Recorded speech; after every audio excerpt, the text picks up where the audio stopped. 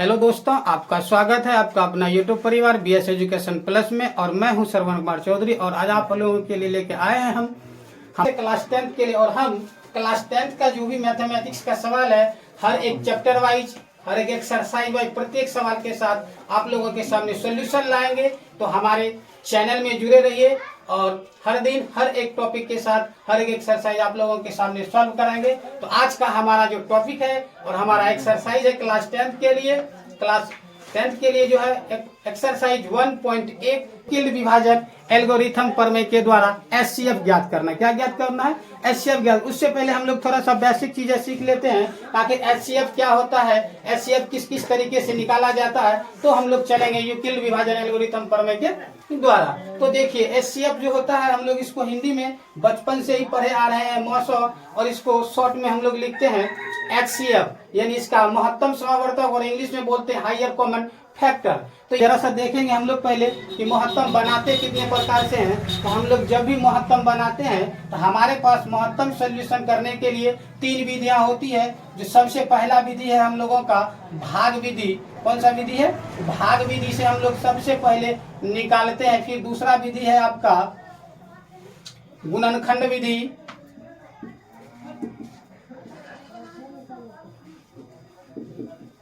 और आपका तीसरा विधि है सर यूक्लिड विभाजन एल्गोरिथम प्रमेय। या जब भी हम लोग सॉल्यूशन करते हैं एचसीएफ यानी महत्तम समावर्तक निकालेंगे तो अक्सर हमें 3 चीजें की आवश्यकता होती है। तो हमारे क्लास 5 से लेकर 8 तक हम लोग भाग विधि से ही चलते हैं, 5 to 8 के लिए। और उसके बाद हमारे पास 9th-10th में ये दोनों विधियां काम करती हैं, गुणनखंड विधि और यूक्लिड विभाजन एल्गोरिथम विधि। तो सबसे पहले आज हम समझेंगे कि भाग विधि से क्या होता है।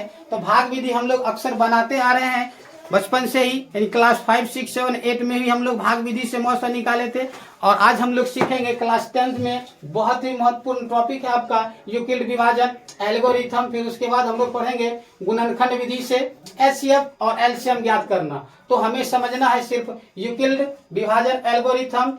तो आइए हम लोग इसको देखते हैं। फिर उसके बाद अगले चैप्टर 1.2 में पढ़ेंगे हम लोग गुणनखंड विधि से एचसीएफ और एलसीएम, और भाग विधि से हम लोग बहुत पहले से ही पढ़ते आ रहे हैं। तो एक छोटा सा उदाहरण लेके हम लोग भाग विधि से समझ लेते हैं ये होता क्या है। जरा सा आइए, भाग विधि से रूल क्या था। मान लीजिए आपके सामने कोई संख्याएं हो 8 और 15 करके, और हमें कह दे मौसा ज्ञात करना है। क्या ज्ञात करना है? मौसा ज्ञात करना है। तो हम लोग क्या करते थे इसके लिए? भाग विधि से जरा देखिएगा हम लोग क्या करते थे इसके लिए। सबसे पहले हम लोग क्या करते थे कि इस 8 से 15 में भाग लगा देते थे। तो हम लोग पहरा पढ़ के देखते थे 8 के पहरा में 15 आता है या नहीं आता है। 15 तो उससे छोटा खिलाते थे। तो ये आपका 8 एकम 8 खा जाएगा, घट के बचेगा 7।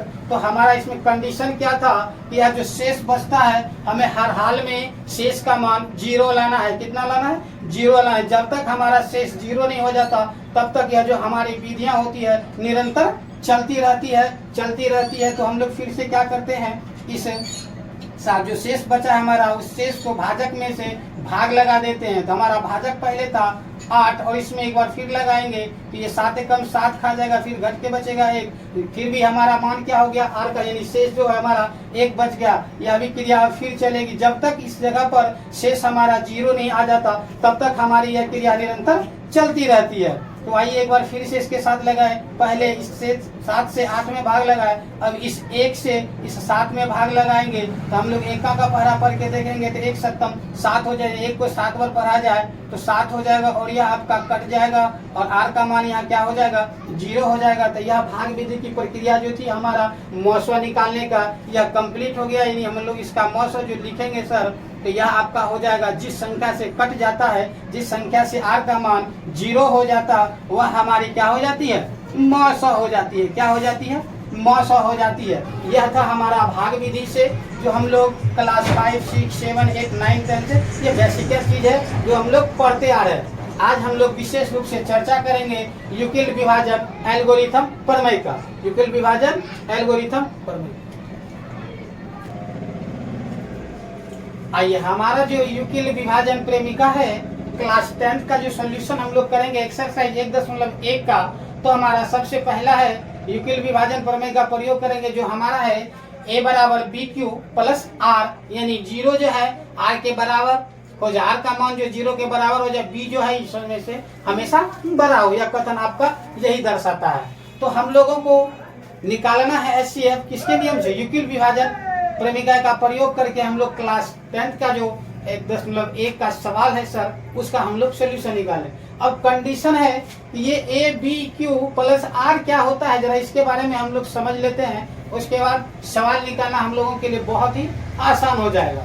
आइए हम लोग क्या करते थे बचपन में, कुछ भाग बनाते थे और उस भाग उसको चेक करने का, भाग बनाने के बाद हम लोगों के पास चेक करने का कुछ सूत्र था, उसी सूत्र के अनुकूल हम लोग यह जो यूक्लिड विभाजन प्रेमिका है उस पर निर्धारित है। तो जरा हम लोग देख लेते हैं। मान लीजिए एक भाग हमारे सामने 8 भागा यह 69 आ जाए, तो हम लोग भाग क्या करते थे, तो होता क्या था सर, इसको हम लोग गुणज के रूप पढ़ते थे और सबसे बड़ी समस्या था कि जिससे हम लोग भाग लगाते थे वह हमारा भाजक कहलाता था और जिसमें भाग देते थे वह हमारा भाज्य होता था, और जो इस तरफ निकालते थे गुना के रूप में करके वह हमारा भागफल, और जो नीचे बचता था वह हमारा शेष।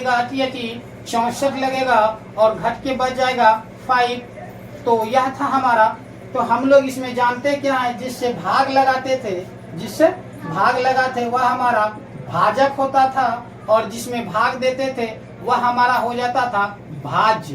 क्या हो जाता था, भाज्य। और जिससे इस दोनों के गुणन भाजक से गुणन करके जो हम लोग निकालते थे इस दाएं तरफ में, यह हमारा हो जाता था भागफल। क्या होता था, भागफल। और नीचे जो बच जाता था वह हमारा होता था शेषफल। क्या होता था, शेषफल, यानी इसको हम लोग शेष भी कह सकते हैं। तो इसी चीज को उठाकर हमारे यूक्लिड महोदय साहब जो हैं उन्होंने एक फॉर्मूला बना क्या दिया, जरा सा गौर से देखिएगा कि हम लोग इसको अब क्या करते हैं। करना क्या है, यह जो बड़ी संख्याएं होती है, यह जो भाजक हमारा है, आप लोग भी पढ़े हैं, और अब तो हम लोग यह भाग जो बना दिए, इसको जांच करने का विधि क्या था, तो भाग हम लोग जांच किस तरह से करते थे जरा देखिएगा। भाज बराबर हम लोगों के सामने एक फॉर्मूला होता था सर, भाजक गुना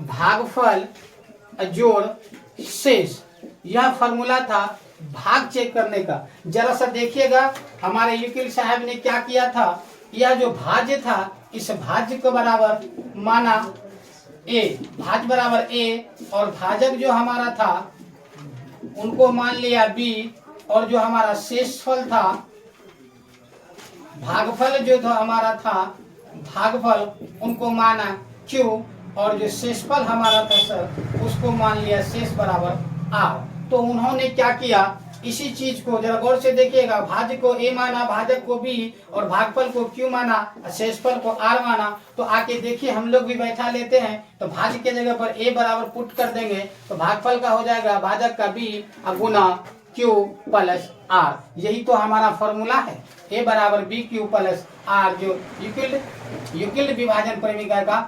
निर्धारण करता है। यही तो हमारा चीज था, इसी को तो हमें समझना था। तो कुछ हुआ नहीं है, सिर्फ जिस तरह से हमारे साथ समय का बदलाव होता है, ठीक उसी तरह से हमारे यूक्लिड महोदय साहब ने भी इसको बदलाव में लाया। तो आइए यह चीज हमें सिखाना था, a बराबर बी क्यू प्लस आर क्या होता है। अब हमें आशा है कि आप लोग आसानी से समझ चुके होंगे a बराबर बी क्यू प्लस आर क्या होता है और किस तरह से इसको निकाला गया। अब हम लोग चलेंगे क्लास 10 का एक्सरसाइज 1.1 का सवाल, जो हमारा सवाल कहता है कि यूक्लिड विभाजन, निम्नलिखित में से यूक्लिड विभाजन का प्रेमिका का प्रयोग करके HCF ज्ञात करना है। क्या ज्ञात करना है, HCF ज्ञात करना। आइए हम लोग अब थोड़ा सा HCF ज्ञात करें।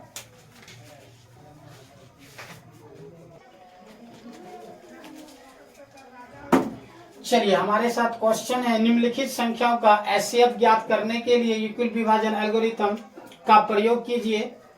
तो अब हम लोगों को ज्ञात करना है, सवाल हमारे पास है नंबर 1 का रोमन 1 है 135 और 225, और दूसरा है आपका 196 और 38 220 का, और तीसरा है 867 और 255 का। हम लोगों को HCF निकालना किसका प्रयोग करके, यूक्लिड विभाजन एल्गोरिथम का प्रयोग करके निकालना है। तो आइए देखते हैं हम लोग किस तरह से आज निकालेंगे यूक्लिड एल्गोरिथम का प्रयोग करके।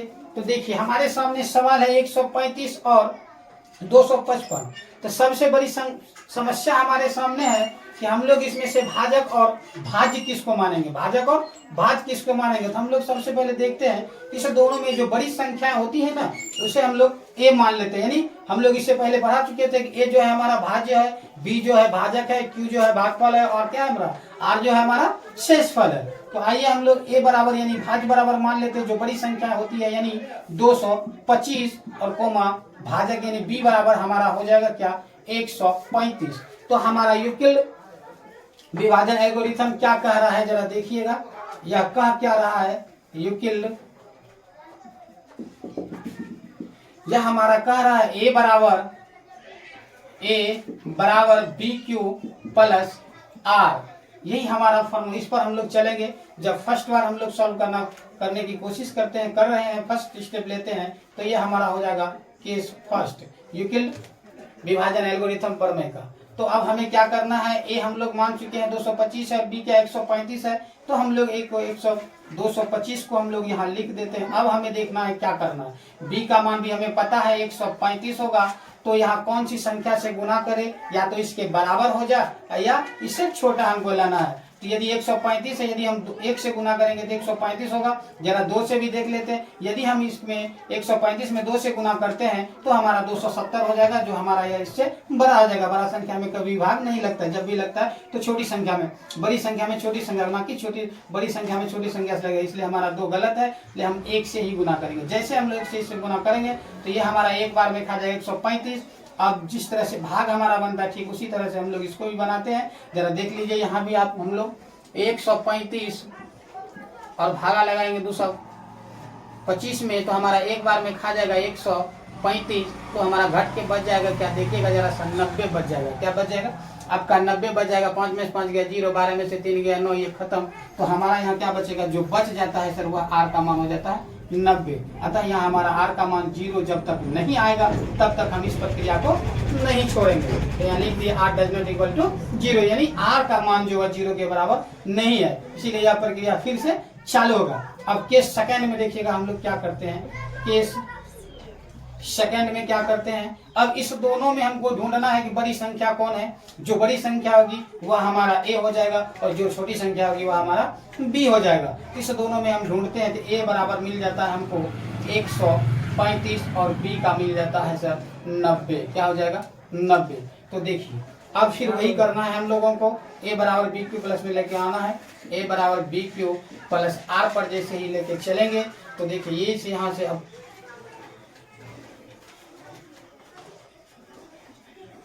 अब यह सवाल आपका यहाँ से यहाँ आया तो ए का मान हो जाएगा 135 बराबर हो जाएगा 90।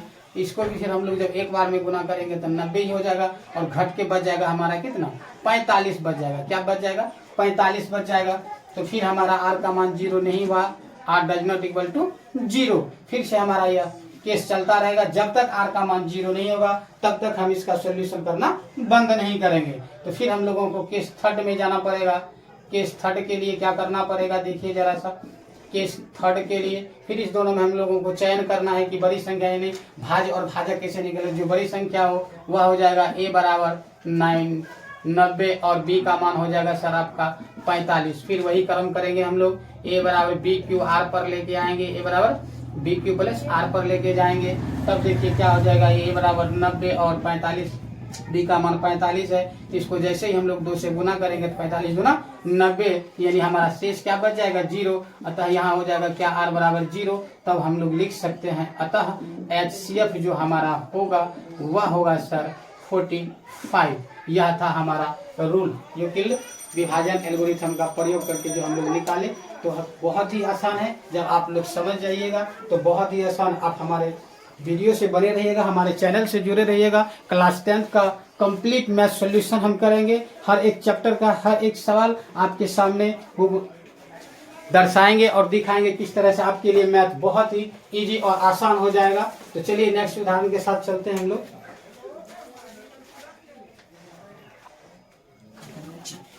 नेक्स्ट सवाल है आपका ये 196 और 38,220 का HCF निकालना है। तो आइए इस दोनों में बड़ी संख्या जो होती है वो हम लोग निकाल लेते हैं। यानी यह संख्या हो जाएगा A बराबर 38,220 और कॉमा B बराबर आपका सवाल हो जाएगा 196। तो हमारा यूक्लिड एल्गोरिथम क्या कहता है केस फर्स्ट के लिए कि आपको A बराबर BQ प्लस R के रूप में जाना है। तो A का मान हमारा हो जाएगा, जरा देखिएगा सर, 38,220 हो जाएगा। कितना हो जाएगा? 38,220 बराबर हो जाएगा B का मान आपका 196 दिया। देखिए इसमें कंडीशन क्या है, हम लोगों को डायरेक्टली गुना करना पड़ता है, ऐसे 1 2 लेकर के कभी नहीं बनेगा, इसलिए हम लोग इसको डायरेक्ट कर देते हैं। क्या 196 गुना 195 और आपका R का मान क्या हो जाएगा? यहाँ 0 हो जाएगा। इसको इसके लेवल में गुना कीजिएगा, 196 गुना 195 कीजिएगा सर, तो ये आपका पूरा जाएगा 38,220। यानी हमारा इसी में केस फर्स्ट में ही निकल जाता है R का मान 0। अतः हमारा HCF जो हो जाएगा सर, अतः HCF जो हो जाएगा हमारा 196 हो जाएगा मेरे प्यारे दोस्तों। चलिए ये तो बहुत इजी था, इसमें सिर्फ कॉमन सेंस लगाने की बात है, सिर्फ आपको याद रखना है। ऐसा है कि सवाल आ जाए आपके एग्जाम में तो सिर्फ यही करना है, 195 डायरेक्ट 196 में डायरेक्ट 195 से गुना कीजिएगा तो आपका 38,220 आ जाता है। तो ये फर्स्ट स्टेप में हमारा सॉल्यूशन। देखने में तो बहुत बड़ी अंक संख्याएं थी लेकिन बनने के लिए बहुत छोटे से बना। चलिए अब नेक्स्ट उदाहरण है हम लोगों के सामने। चलिए अब तीसरा सवाल है हमारा कि ये 867 और 255 में, इसमें भी बड़ी संख्या जो होती है उन्हें हम लोग ये मानते हैं। तो बड़ी संख्या में दिख रहा है 867 है, तो ये हो गया, और 255 जो हमारा है वह हो जाएगा B। तो हमारा केस फर्स्ट में कहता है यूक्लिड विभाजन एल्गोरिथम प्रमेय से क्या A बराबर BQ प्लस R हो जाएगा सर। तो हमारा हो जाएगा क्या 867 बराबर 255। जैसे इसको गुना करेंगे तो हम लोग क्या करते हैं, देखते हैं, यदि 2 से करेंगे तो 500 के समथिंग हो जाएगा, 3 से करेंगे और 4 से करते हैं यदि 250 के 1000 हो जाएगा, जो हमारा 867 ही है। तो हम लोग क्या करते हैं 3 से ही गुना करते हैं। और ज्यादा समझना तो सारा देखिएगा, इसी में हम कॉमन साइंस कर देते हैं। 5 तिया 15 के 5 बाकी 1, 5 तिया 15 116 6 बाकी 1 2 तिया 6 1 7 यानी 765 आपका हमारा। ये तो 7 में से 5 जाएगा तो बच जाएगा 2, 6 में से 6 गया 0 1, यानी क्या बच जाएगा हमारा, शेष बच जाएगा 102। क्या बच जाएगा 102। तो हमारा R का मान है 0, नहीं तो हम लोग लिख सकते हैं R does not equal to 0। और फिर क्या करेंगे सर, हम लोग किस सेकेंड के लिए क्या करते हैं, इस दोनों में जो बड़ी संख्या होती है इसको A और छोटी संख्या को B मानते हैं। A बराबर हमारा क्या हो जाएगा 255, क्या हो जाएगा 255 और B का मान हो जाएगा हमारा 102। तो फिर हमारा फॉर्मूला क्या कहता है, A बराबर BQ प्लस R। तो आइए इस BQ R को हम लोग सजा देते हैं। तो A का मान है हमारा 255, कितना है 255 और B का मान था 102। अब हम लोग क्या करते हैं, यदि 1 से गुना करेंगे तो 102 बहुत छोटी हो जाएगी, 200 गुना करके देखते हैं तो हमारा क्या हो जाता है 2 दूनी 4 और 10 दूनी 20 यानी 204 हो जाएगा। 3 से नहीं खाएगा क्योंकि ये 300 से ऊपर हो जाएगा तो इसलिए नहीं खाएगा। हम इसको घटा दें तो 5 में से 4 गया 1, 25 ये खत्म हो जाएगा। तो बच जाएगा हमारा कितना शेष 51। फिर सर हमारा R का मान 0 नहीं हुआ, इसलिए लिख सकते हैं R does not equal to 0। चलिए फिर हमारा नहीं हुआ, अब केस थर्ड हमको फिर से लेना होगा। जब तक R का मान 0 नहीं निकल जाता हम लोग इस प्रक्रिया को जारी रखेंगे। तो आइए जरा सा देखते हैं, इसमें भी हम लोग को केस थर्ड के लिए क्या करना, इस दोनों में जो बड़ी संख्या होती है उसको A और जो छोटी संख्या होती है उसको B मानते हैं। केस थर्ड के लिए चलते हैं हम लोग केस थर्ड के लिए। तो केस थर्ड हमारा क्या हो जाएगा, A बराबर 102 B बराबर 51, क्या हो जाएगा 51। तो हमारा फॉर्मूला क्या कहता है, A बराबर BQ प्लस R। तो यानी A का मान 102 बराबर हो जाएगा हमारा क्या 51। और इसको एक बार करेंगे 51 से 51 अगर 2 बार करते हैं तो 51 दूना 102 हो जाएगा। तो हमारा शेष बच जाता है सर 0, यानी हमारा जो यहाँ कंडीशन आ गया R बराबर 0 निकल जाएगा। R बराबर 0 निकल गया तो इसीलिए हम लोग लिख सकते हैं जब R का मान 0 निकल जाए तो हम लोग प्रक्रिया को बंद कर देते हैं। तो अतः हो जाएगा हमारा HCF बराबर 51 यानी 51 हो गया मेरे प्यारे दोस्तों। तो ये था हमारा HCF ज्ञात करने का बहुत ही आसान तरीका से, आप लोग समझ लीजिए। हमें आशा है कि हम जो भी सवाल आपके सामने सॉल्व किए हैं इसे आप पूर्ण रूप से यूक्लिड विभाजन एल्गोरिथम को समझ चुके होंगे। अब जो भी हमारा नेक्स्ट सवाल है नेक्स्ट वीडियो में आप लोगों के सामने लेकर आऊँगा। और यदि हमारी वीडियो आप लोगों को अच्छा लगा, अच्छा नहीं बल्कि बहुत अच्छा लगे, तो हमारे वीडियो को लाइक और शेयर कीजिए। साथ में यदि आप हमारे YouTube चैनल BS एजुकेशन पर नए हैं तो हमारे चैनल को भी सब्सक्राइब करें। तब तक के लिए आप सबको धन्यवाद। फिर मिलेंगे नेक्स्ट वीडियो के साथ। आप कितना